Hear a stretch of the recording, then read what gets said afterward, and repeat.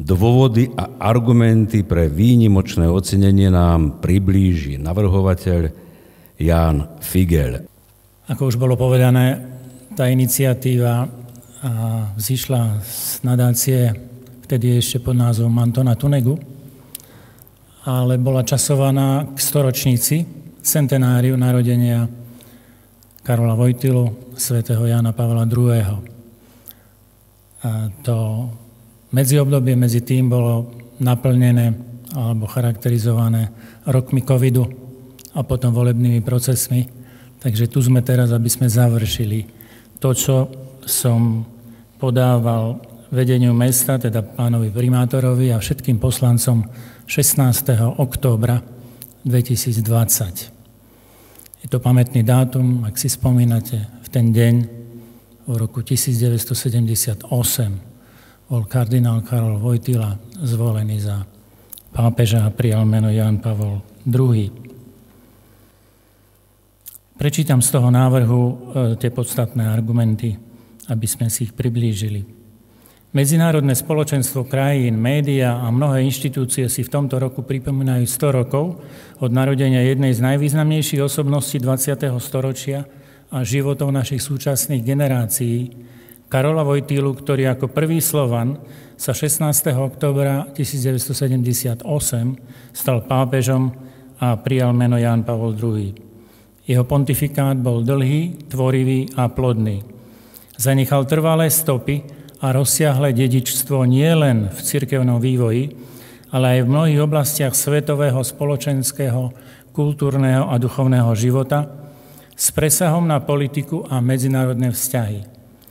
Karol Vojtila aktívne čelil dvom totalitným režimom a zvlášť v prípade komunizmu bol považovaný za hlavného inšpirátora duchovnej a nenásilnej zmeny, ku ktorým patrí aj naša nežná revolúcia roku 1989. Návrat slobody v strednej a východnej Európe sa preto významne spája aj s jeho menom a úsilím.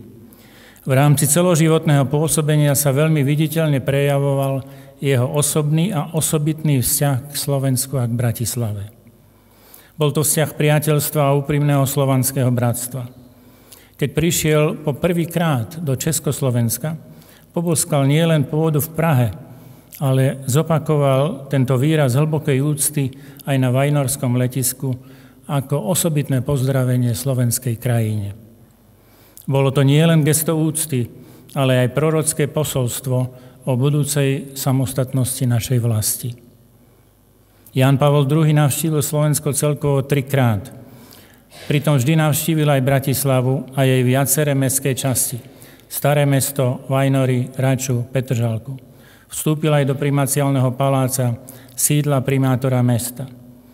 Hneď v prvom roku pontifikátu vyhlásil našich vierozvedcov svätého Cyrila a Metoda za spolupatronov Európy, aby tak zvýraznil význam a zmysel nášho duchovného dedičstva, na ktoré sa odvoláva aj preambula Ústavy Slovenskej republiky.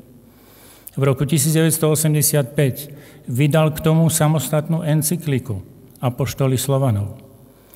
Vymenovanie jeho historických zásluh a výrazov spolupatričnosti k Slovensku by tvorilo dlhý súpis.